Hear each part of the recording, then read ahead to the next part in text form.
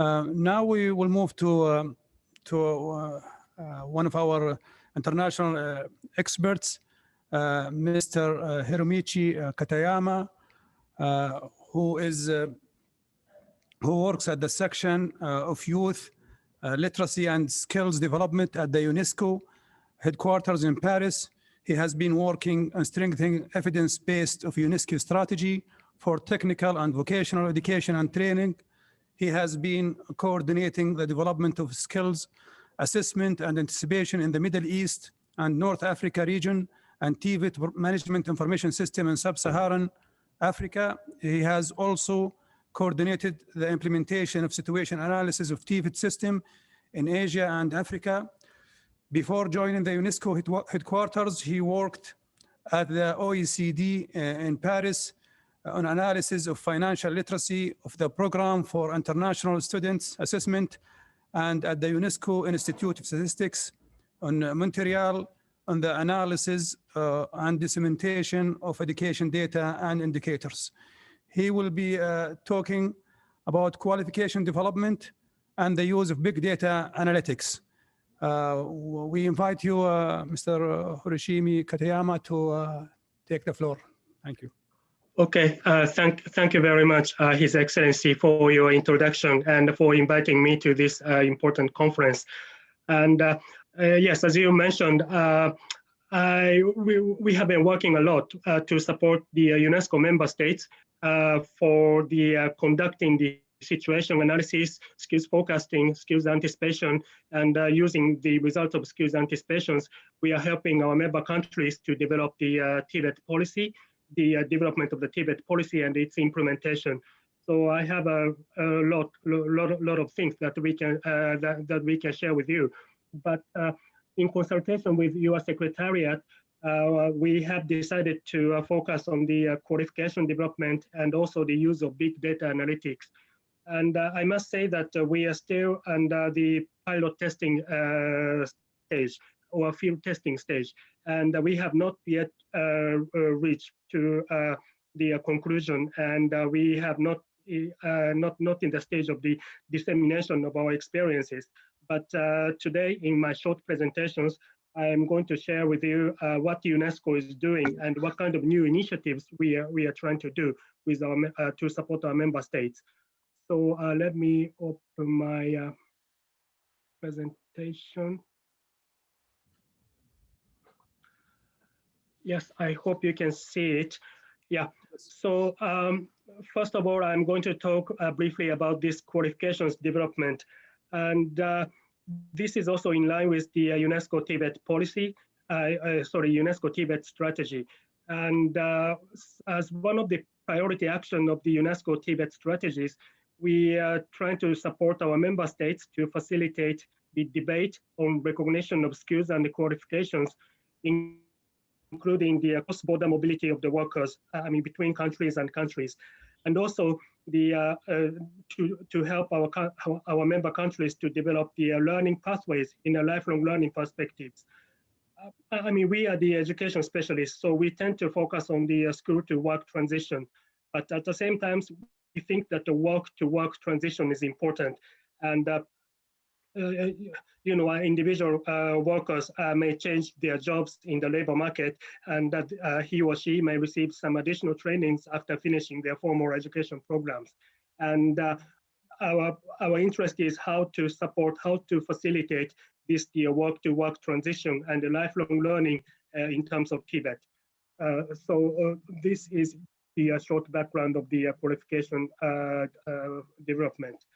And we have been conducting a number of activities at the international levels and also the national and regional levels. And at the global levels, we are trying to develop the international tools on recognition of skills and qualifications, which we call it World Reference Levels tools. And I'm going to explain it later after this slide. And also we have been publishing resources and also the publications with other partners, which include the inventory of national qualifications framework and also the International Handbook of Learning Outcomes. So these materials are available on our website so that you can use it. And also, as I briefly mentioned, we are helping some of our member states to conduct the skills forecast, skills foresight, more qualitative, and also the skills anticipations work. And at the national and regional levels, based on the requests that we received from our member countries, we are helping them to strengthen their own qualification systems. And also we are trying to ensure the alignment with their national qualification systems with the regional organizations and the regional qualifications frameworks. And we have been working so far with the ASEAN, Southeast Asian organizations, European Commission, SADC in Southern Africa, and also CARICOM, the Caribbean countries. As far as I know, we haven't really worked with the organization based in the Middle East or Gulf countries, but we are working very closely with the ETF, European Training Foundation, and they are working a lot in the EU neighborhood countries, including the southern side of the Mediterranean Sea. So let me briefly talk about the global inventory of national qualifications framework. So we are publishing this global inventory in every 2 years. And the latest available report is published in 2019. You can find it on our website. And we are now preparing a new 2021 version of the global inventory of national qualifications framework in partnership with these three organizations. You see the logo at the top of my slide: the European Training Foundation, CEDEFOP, and also UNESCO. And we are covering more than 150 countries of the world, which has developed the national qualifications framework. And we are trying to identify some commonalities and also differences across those qualifications frameworks. But we have so far identified the common conceptual basis of almost all national qualifications framework. And one thing which is significant about this NQF is this is the comprehensive frameworks. So it includes all types of qualifications, not only the formal the qualifications obtained from the formal education systems, but also from the non-formal education and the informal educations. And we would like to support this from the lifelong learning perspective, as I mentioned earlier. And also, we would like to promote the country to use NQF qualifications framework to support the recognition and validation of non-formal learning of the individual learners. And the national qualifications framework influence quality assurance systems and also strengthening the focusing on learning outcomes. And also quality assurance may be quality assurance systems of each country may be integrated in the national qualification framework systems of each country. And as I mentioned briefly, there are several regional qualifications framework established in Europe, Southern Africa, Caribbean countries, and also this British Commonwealth countries and Southeast Asia. So we would like to ensure the alignment of the national qualifications framework with these regional frameworks. And there is a new trend regarding the emerging use of the digital credentials. And I think this makes sense, especially at the time of the COVID crisis, because many people lost their jobs and they need new employment opportunities. So they may not be able to spend 1 year or 2 years to go to TVET institutions to get the formal qualifications, but they may need a kind of short-term trainings to get some non-formal degrees or digital credential or nano degrees so that they can find new jobs. So we'd like to incorporate the trend of this digital credentialing into the national qualifications framework in our member country. So what UNESCO is trying to provide to the member state is we are trying to set the international norms, global normative instruments, and also the internationally shared hierarchy of level descriptors, which allows comparisons of any kind of learnings, assuming that the people are moving from one country to another which makes sense in the context of the Gulf countries. We understand that many workers are coming from outside this region to Gulf countries to find job opportunities. So there should be a kind of comparators for the use of the employers in the Gulf countries when they select when they hire the workers coming from outside the region and countries. And also UNESCO is trying to strengthen the recognition, the methodology of recognition of qualifications by developing and also by providing international guidelines and resources. And also we are trying to develop the international tools such as qualification and skills passport. And our colleagues in the higher education sections has already established the qualification passport for refugees and the vulnerable migrants. And this qualification has already been used in some pilot countries. Yes, and this is the main focus of my presentation. And this is one of the example of the solutions to promote the cross-border mobility of qualification and skills. And we have developed the tool, which is called World Reference Levels. And this is a tool to allow individual learners and also employers and also the national authorities to compare the qualifications obtained by individuals in different countries and also in different systems. So as I mentioned, when a plumber of country A is traveling to the country B, we don't want that workers to go through the training for plumber again in the new countries. And instead, we'd like to ensure we'd like to create a tool for that mobile workers to use so that he or she can find a job in the new countries without going through the training systems again. And we think that this is also useful for the workers within countries, because usually the more than one systems exist in terms of TVET within the countries.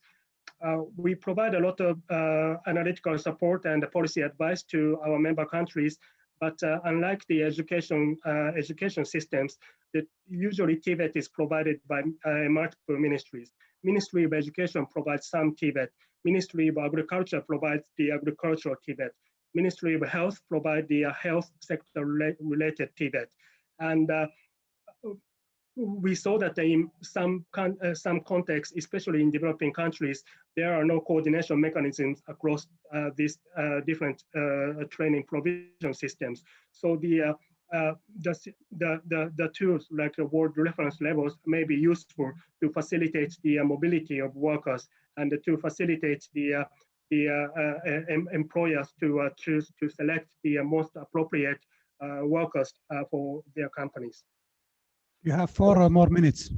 Okay, yeah. So quickly, the aim of this World Reference Levels to translate the outcome-based qualifications, credentials, requirements, job specifications, or framework levels into an internationally recognized form of descriptions. Yeah, I'm going to the next slide. So this is the diagram that we are trying to develop. So in short, we are trying to prepare the standard profile by including everything which may obtained by the individuals. So this includes the formal qualifications, degree, diplomas, or credential, or badges, which include the something like a nano degrees, and also the records of non-formal and informal learnings. So we are trying to put everything together into one profile, and eventually we would like to produce one report so that the individual worker can use it to find a job in their home countries and also in his new countries. And yes, I would like to stop here because so this is the image of the outcomes of this World Reference Levels. So we have identified 11 key factors which are relevant to the competencies of the individuals, which include activities, responsibilities, working with others, quality, skills and procedures, etc. So each individual workers will need to show the supporting documents, which may be issued by the education institutions or training institutions. And we are trying to put every kind of existing qualification and certificate together to make one single document, so that the individual workers can use it for looking for a job. And also, this may provide a useful information for the training regarding what kind of training should be provided by the training institutions. So as I mentioned, I think we are paying attention to the digital credential ecosystems, which is emerging. And I think you may have heard the Coursera or MOOCs. And yes, we are trying to pay attention to the providers, award providers, quality assurance bodies of those digital credential, short-term trainings, and also the nano degree providers, and trying to incorporate in this the award reference level too. And yes, let me quickly mention from the policymakers' point of view. So those award reference levels are used for the individual job seekers and learners, but we are also paying attention to the policymakers and decision makers. So in our traditional approach, we are trying to collect the information from each ministry, like a labor ministry, private sectors, and also the education ministries, and try to use the existing statistics for policy advice. But we think that this is difficult because the statistics from labor ministries and the statistics from education ministries are not really comparable. So, and they usually collect the number of workers or number of graduates by area of studies, but it's very hard to get the information about what kind of skills are needed in the labor market. So I think nowadays we are trying to use the big data, which may be obtained from the online job search portals. And I put the logo of 2 online job search platforms that I have used in Africa and Asia. So usually these private companies create a platform so that the companies can post the job vacancy announcement, and also the individual job seekers can post their own CVs data. So we receive the big data from those companies, and we have analyzed what kind of skills are needed based on the job descriptions posted by the employers, and also what kind of skills are there in the labor market based on the description of the individual job seekers' CVs. And then we have extracted some information about the skills supply and demand in the labor market on a real-time basis. So we are still on the pilot basis, but we'd like to expand this kind of new approach more and more to our member states. So this is my final slide, and our approach is we will try to use the existing available data, not only the administrative and survey data, but also the big data which may be obtained from our online job search portals for the use of policy advice and the policy development support to our member countries. I'm sorry, it's a bit long, but this is the end of my presentation. I'm happy to answer any questions you may have. Thank you. Thank you, Mr. Hiromichi Katayama, for this rich and informative presentation. It's a great effort by the UNESCO. I have one follow-up question about the world reference level. This is a great concept that will facilitate transferring skills and people through borders. How do you collaborate with other international organizations like ILO and other organizations in this regard, because it's related to migrant workers and so on? Yes, the award reference level is a very, we are developing this tool in a very bottom-up approach. So we have invited the individual expert to UNESCO for the development of this tool. But we have shared what we are doing with other development partners. And we have created the interagency working group on TVET, which include the ILO, European Training Foundation, CEDEFOP, and the European Commissions. So we have an occasional regular meeting with them, and we share our progress with them, and we get their feedback and try to incorporate their ideas into our tool. Thank you very much, and we will have more questions at the end of this session.